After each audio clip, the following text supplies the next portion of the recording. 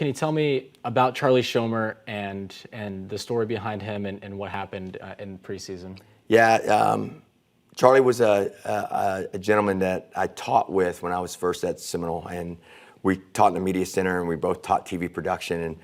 And Charlie was a naval commander, and I wasn't, and so we kind of butted heads. You know, I was the young know-it-all, immature guy that had this naval commander coming in. We called him Checkpoint Charlie because everything was coded and in certain order, and I was the guy that always moved the salt or whatnot. So then we got to be really good friends, and he became such a mentor to me as far as how to do things and do it professionally and do it right, and he became a great fan of mine. Even when I left, he would always send me notes and let me know, how I was doing, and always encouraging to me. No matter what I was going through in my life, he'd always pop up. And so when I came back, it was kind of a disarray upstairs with the press box and everything like that. And he used to be the announcer, so I was like, Charlie, will you come back? I would love for you to come back, and you have full reign over anything. Just come back and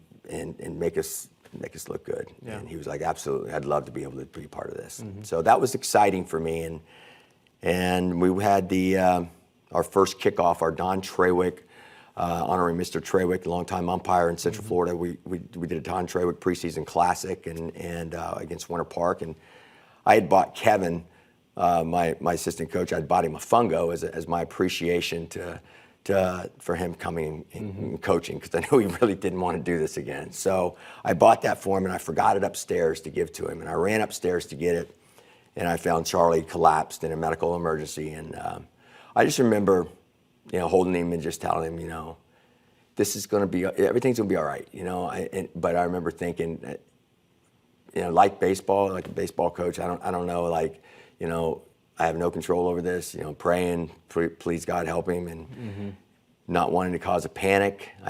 We had 60, 70 scouts there. We had people all over the place. I couldn't cause a panic, and I didn't have my cell phone, and I just remember letting him know, and him just basically giving me a look like everything's going to be okay. And I went and got him help, and a couple weeks later, Charlie ended up dying, and it was tough for me, because I often wonder in the back of my mind whether it was my fault in a sense, and I know it's not. But if I didn't bring him back, maybe there was a little bit extra stress that was causing that. But I told my team, this is a man that came back for me. This is a man that decided to come back and do these things. And as simple as that may sound, it's pretty big to me. And the way he went, we need to approach the game that way. Like, today's going to be our last day. You never know when it's going to be your last day. You never know what's going to happen. You could blow your arm out. You could get in a car accident on the way there.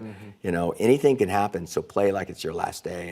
And we're gonna dedicate this to Charlie. So we did. We dedicated it to Charlie and Charlie's family. And it's tragic what happened, because what an awesome man.